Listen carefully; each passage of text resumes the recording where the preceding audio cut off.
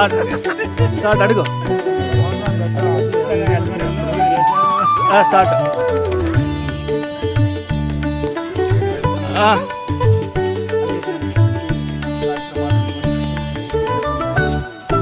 చార్ధామ్ యాత్రకు పంపిస్తున్నారు. దాని యొక్క మీ అభిప్రాయం ఏమిటి? భారతదేశంలో చార్ధామ్ యాత్ర అద్భుతమైన యాత్ర, నిజమైన యాత్ర. ఈ యాత్ర సామాన్య యాత్ర కాదు. అన్ని యాత్రల్లో అలసట ఉంటుంది. ఈ యాత్రలో అలసటతో పాటుగా ఆధ్యాత్మిక చింతన ఉంటుంది. ఎందుకంటే చార్ధామ్ యాత్ర పోయేవానికి ముఖ్యంగా సాధన ముఖ్యం.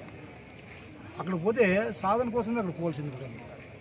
పరమాత్మ చింతన పోతున్నామంటే మనము అక్కడ ఏదైనా పొంది రావాలా కదా, అక్కడి నుంచి పొంది రావాలా, ఇక్కడి నుంచి పోగొట్టుకొని పోవాలా.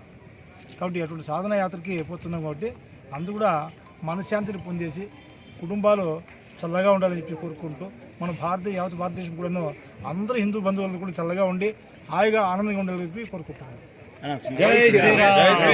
మీరు చెప్పండి. ఏ టికెట్ బృందంలో సుమారు 10 మందిని సెలెక్ట్ చేసినారు. చిన్న బృందంలోనే అంత మన దివ్యమైన యాత్రకి అవకాశం కల్పించినారు. దీని నుంచి అంటే మన బృందంలో చిన్న బృందం 10 మంది సెలెక్ట్ అయినారు.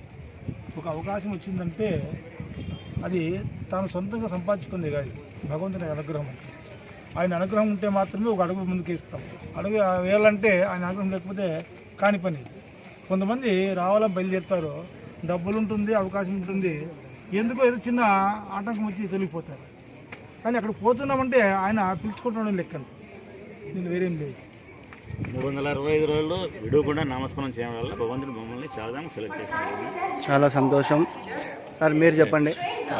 చార్ధామ్ యాత్రకు మన ఏటిగడ్డ బృందము పోవడం అనేటువంటిది ఒక అదృష్టంతో కూడినటువంటి పని. ఎందుకంటే నేను